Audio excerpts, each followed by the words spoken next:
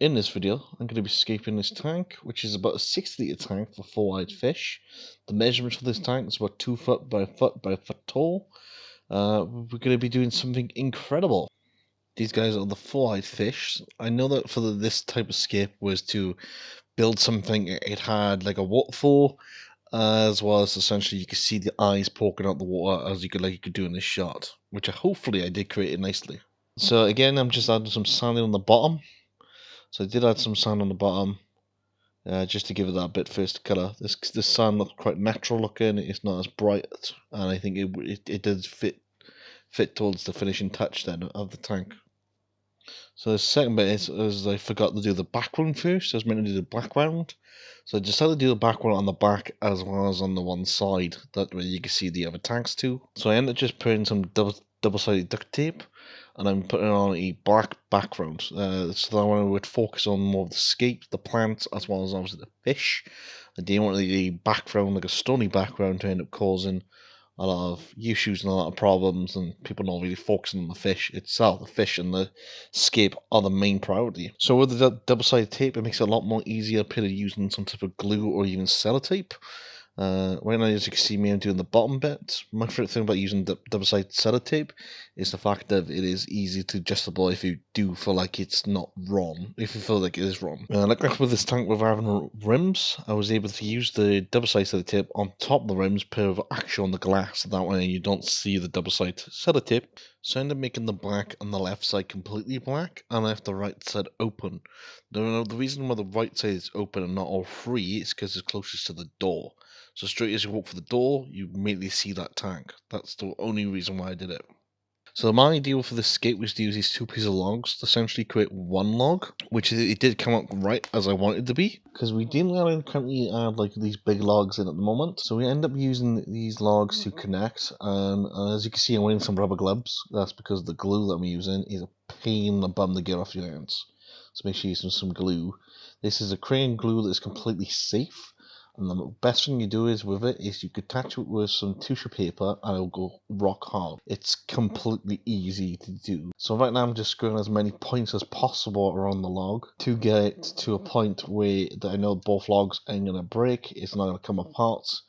And I'll rest it. Now the second one you've seen right now is where I'm adding a little couple of pieces from a different log that broke, that I'm just putting around by the bits with the waste parts. This ended up to be the back, but as I didn't want it to be on show, if it somehow did poke around the front or on the side, I didn't want to see that tissue paper.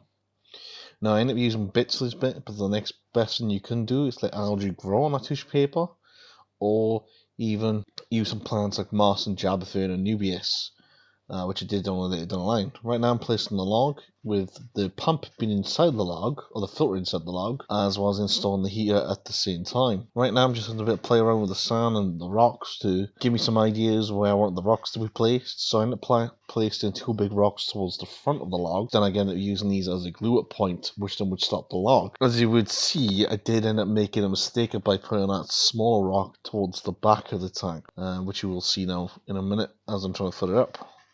So right now I'm just adding some rocks here, and I want to build a backboard towards the back where I'm adding a bit more sand, which then would give me a lot more depth and etc. then to the plants, as well as to kind of make the tank feel a little bit bigger and as it was. The rocks were quite nice colour. That's my favourite thing about the rocks. Now here I am just planting the plants. These are the plants that are going to the log, or glued to the log, which we did add some moss, some jabberthorn, and some nubius. Just glued around the log, and it did look kind of absolutely stunning. This is probably the most painful part of it all, because obviously again there's a lot of glue, and there's a lot of mainly a lot of glue, which I didn't wear gloves, which is I ended up paying for down the line for this part. Which lesson learned: always wear gloves when you're mucking around glue on fish tanks. So this is the finished touch of the log on all the rocks. It generally come out as beautiful as I managed it to, and obviously once it's all fully set up and running, it does even come out even amazingly. Now this is where I'm filling the water up the first time around, and like I said, I did forget adding that small rock towards the back of the log. You will end up seeing now in a minute as I'm trying to fill the tank up, and it gets to not even halfway. until I have problems. Okay, now as the tank falls, gets to about halfway, you see the lag has fallen over. Basically, that rock towards the back of the tank, which was small, was too small. It wasn't heavy enough to keep the log down as I thought it would do, and even then, when I tried to glue it, it didn't really glue to the wood. No idea why.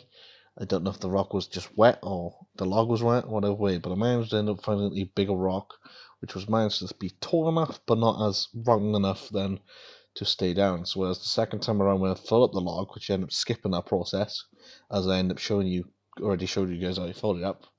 And right now, I'm actually getting the log ready. So I ended up deciding to ditch the actual filter, which I'm just using the pump from the filter as to pump the water.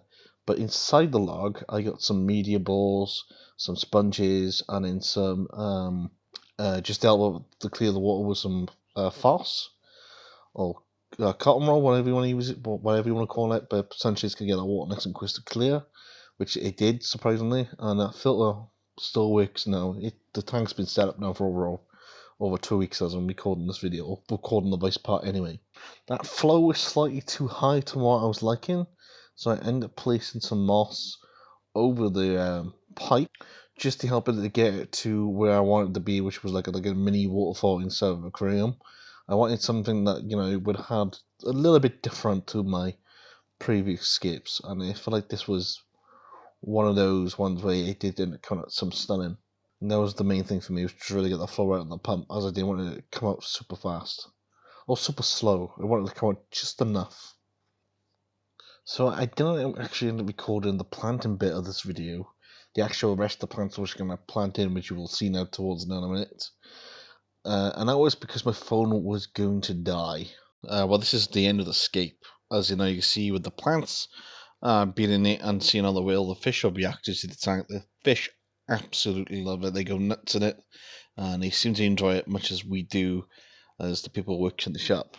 But if you generally guys do want to see this tank and one of the other tanks I showed you in person, please come on down to Aquatics, Ebbw, Blind Gwent, to come and check out these wonderful tanks in person. But other than that, the one thing I can say to you guys, please leave a like and subscribe if you've made it this far in the video.